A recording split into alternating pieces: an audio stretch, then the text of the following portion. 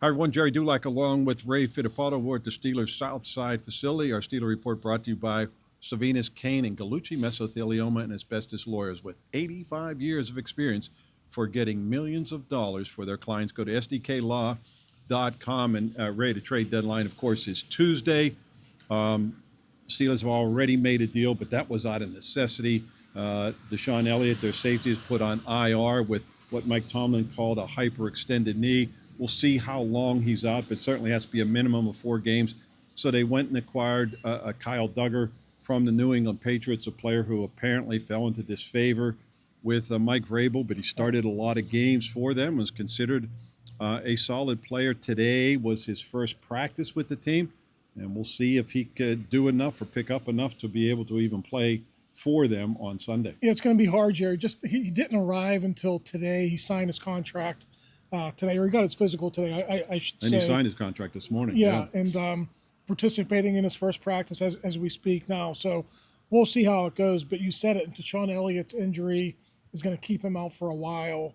And we saw last week the struggles Chuck Clark, Juan Thornhill, and those other safeties had in coverage. So you're bringing a new body, whether it's this week against the Colts or next week, he gives you one more option in the back end. Yeah, and he would seem to be a better choice at that position than the players they have. But then again, not having been here very long, we'll see how he's utilized on Sunday against the Indy Colts. You know, Ray, you mentioned this stat to me earlier today that Jordan Love throws for 360 yards against the Packers.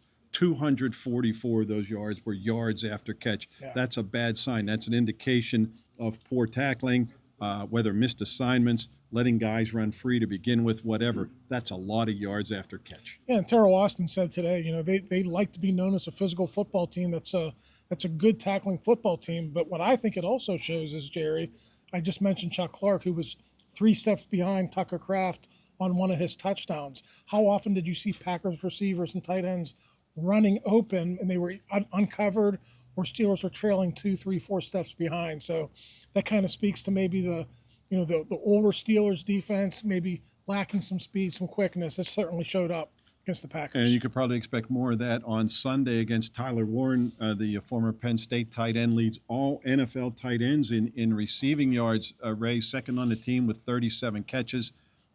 So you would imagine that they will try to go to him because they do. You would think that the Steelers might try to correct that. But the way the Steelers play defense, Ray, they're so concerned about preventing the play over the top. And Alec Pierce averages nearly 22 yards a catch. And Michael Pittman leads them in receptions. I think he has either 3 or 6 touchdowns. I can't remember, but he's been a big play receiver for them as well. Yeah, second week in a row, you're going against a well-balanced offense. You know, Josh Jacobs was a good running back for the Packers. Steelers actually shut him down in the first half, and it kind of allowed the Steelers to allowed the Packers just to go to a passing game against them.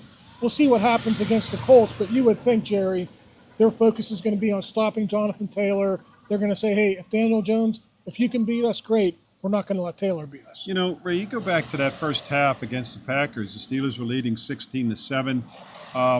You know, they had shut down the run. They had gone up and down the field. Now they didn't convert some of those drives into touchdowns. They had to settle for field goals. But nonetheless, they seemed to bounce back from the Cincinnati game, and then they give up 28 points in the second half. They allowed those 2 big third down conversions, 57-yard catch and run, 33-yard reception. So just like in Cincinnati, they had a 10-0 lead, and they failed to protect that. So it's not like the offense isn't giving the defense a head start. They just haven't been able to do anything with the lead, regardless of what it is. And how often can you say that about Steelers defenses over the years? Usually that's a unit that finishes extremely well. There's a stat I looked up today, Gerry. The Steelers are allowing a league worst 11.7 points per game in fourth quarters this season. To show you how bad that is, the Houston Texans are the top scoring defense in the NFL, 14.7 points per game. Right. The Steelers average 11.7 just in the fourth quarter. Yeah, and Ray, I have a suggestion for them. They're honoring the 2005 Super Bowl team. I say bring some of those guys who are showing up for the game and put them on the field. James Harrison. See if they can't do a little bit better. Yeah, some of the Taylor might be able to tackle a little bit still. James Ferrier, exactly right. They could use a couple of those guys. So, Ray, when you look at some of the defensive issues, no sacks and no takeaways last week. Now, I know this is a team that's reliant on those. And they had been sacking the quarterback, they had been hitting the quarterback, but the last 2 games, 2 sacks against Joe Flacco, one of them late, and then none against Jordan Love, who's not exactly getting rid of it as quick as Joe Flacco, but their lack of pressure, especially from the edge and especially from number 90, has become glaring. And it's something that they're going to have to increase against the Colts, but they can't come charging up the field because of Jonathan Taylor, who leads the league in rushing, and that's going to be their priority, stopping him. That's the issue this week. You got to get Daniel Jones in 3rd and 7 or longer so you can get those ideal pass rushes where you're able to get after the quarterback. And just having a running back like that, Gerry, he doesn't allow defenses to get in those favorable downs and distances. So this is going to be a really hard game for the Steelers. They're injured in the back end. As you mentioned, the pass rush hasn't been what I think a lot of people expected it to be. So we'll see what Mike Tomlin and Terrell Austin have drawn up for this one. But considering the way things have gone, it's got to be a little bit of a deviation from what they've been doing. Yeah, Ray, it's really a poor matchup for them. You're talking about an offense that's the highest scoring in the league, 270 points.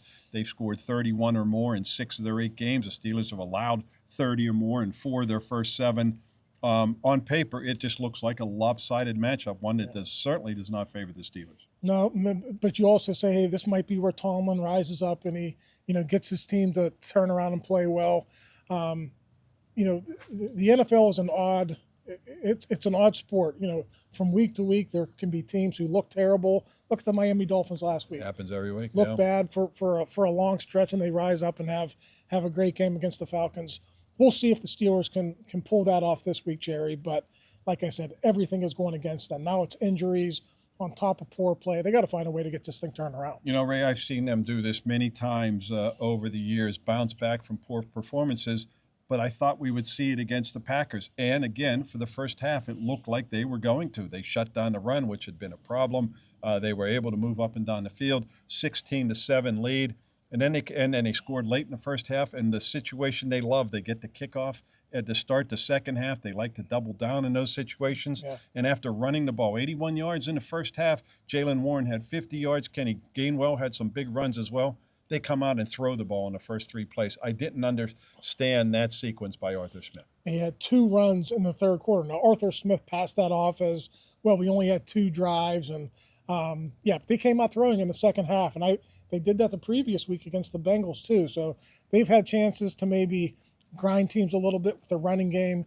They've chosen not to do that. We'll see this week if we're in a similar situation against the Colts. And I don't know that they will be. We'll see what they do this time. Yeah, the Indy Colts are at Acrisure Stadium. It's a 1 p.m. kickoff. There was some speculation a couple weeks ago when the Steelers were 4-1 that maybe this game would be flexed till later in the afternoon.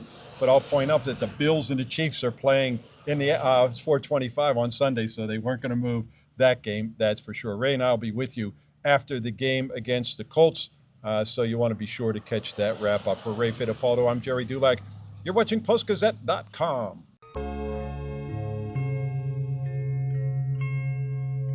Thank you for checking out this content from Post-Gazette Sports. If you watch this video on YouTube, please like the video and subscribe to our channel. For all of the sports coverage the Post-Gazette has to offer, visit post-gazette.com.